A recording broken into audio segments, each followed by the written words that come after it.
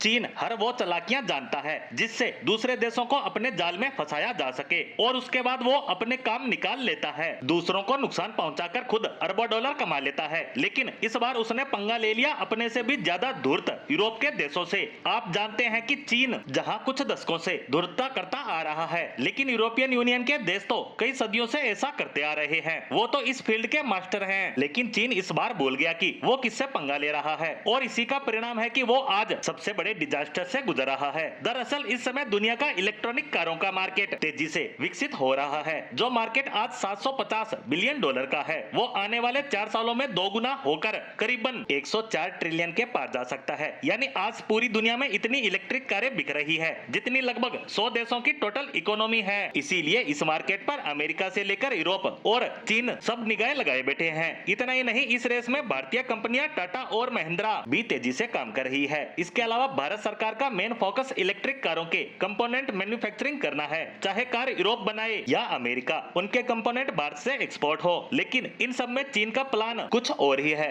चीन अपनी electric car बनाने वाली कंपनियों को बहुत ही बड़े लेवल पर सब्सिडी दे रहा है, जिससे चीनी कारें काफी ज्यादा सस्ती पड़ रही है। इसके पीछे चीन की रणनीति है कि हमारी कंपनियां इतनी सस्ती कारें बनाए कि आने वाले सालों में कोई भी कंपनी कंपटीशन कर ही ना पाए और उनका लगाया पैसा डूब जाए और उसके बाद चीन का इस मार्केट पर राज हो। ऐसा वे पहले एक प्रोडक्ट के साथ कर चुके हैं और वो है स्मार्टफोन। इन्होंने यही ट्रिक भारतीय मार्केट में अपनाई थी। इसी सब्सिडी से इन्होंने दूसरी छोटी घरेलू कंपनियों को बर्बाद कर दिया। लेकिन चीन इस बार यहाँ फंस गया कि चीन का कंपटीटर भारत नहीं यूरोप था और यूरोप ने ऐलान किया है कि उसने चीन की इलेक्ट्रिक कारों पर टैरिफ बढ़ा दिया है, यानी एक्स्ट्रा टैक्स लगा दिया है और अब चीनी सब्सिडी का फायदा उन्हें नहीं मिल पाएगा। अब ये कारें यूरोप में महंगी हो जाएंगी। इसके अलावा यूरोप ने अपनी कंपनियों को सब्सिडी देनी भी शुरू कर दी है। इसके अलावा यूरोपियन सरकार ने ये भी प्लान किया है कि अगर कोई यूरोप का आदमी यूरोपियन कार खरीदता है तो उस पर सब्सिडी और टैक्स पर छूट दी जाएगी और अगर चीनी कार खरीदता है तो किसी भी तरह की छूट नहीं मिलेगी। लेकिन यूरोप यहीं रुकने वाला नहीं है। उसकी प्लानिंग चीन के मार्केट को भी कैप्चर करने की है।